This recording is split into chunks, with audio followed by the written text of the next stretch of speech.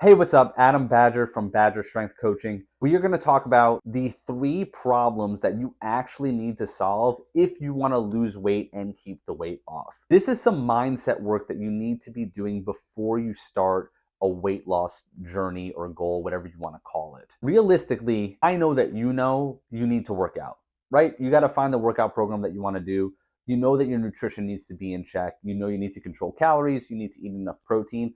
We've talked about those things before, and I'll continue to talk about those things until I'm dead, probably.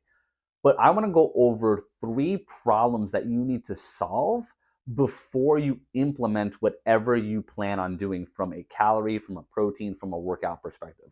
So let's assume that you're either working with a coach or you have a plan in place that you know you want to stick to in order to lose the weight. So your workouts are already set, your nutrition program is already set. Let's pretend those things are all in place.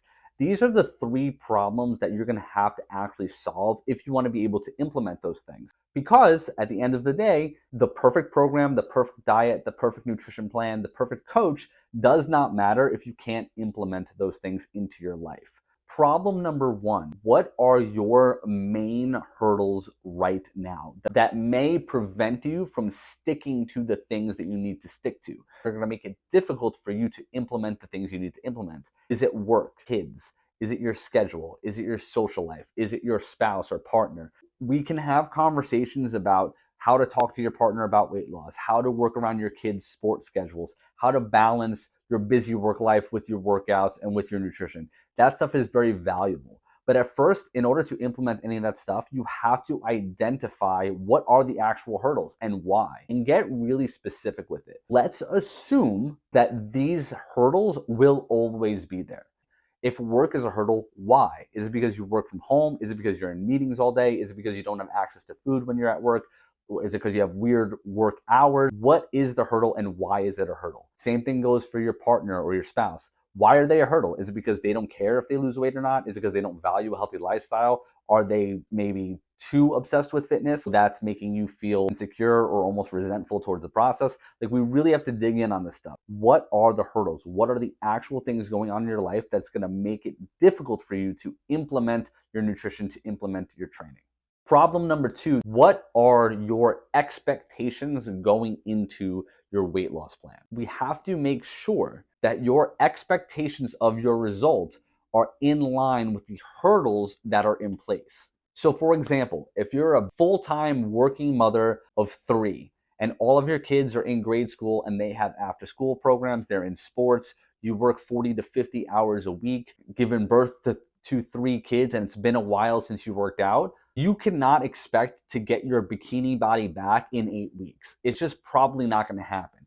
And if you go into the program with that expectation, it is going to hinder your progress because you'll be very frustrated, very disappointed, and it's not going to lead to a good outcome.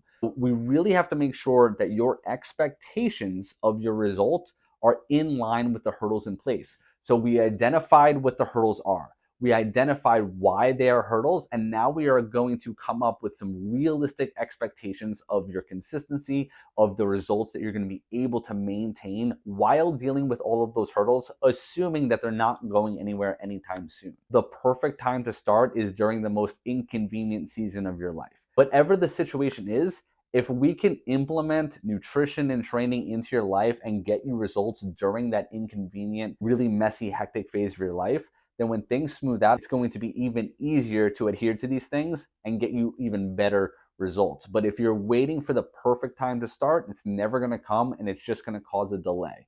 So you have to identify your hurdles, identify why they're hurdles. Two is have a realistic expectation of the result. But what can you get in 8 weeks that you can then sustain for another 8 weeks and then continue to build on that over the course of 8 years? We really need to start thinking long term with this stuff.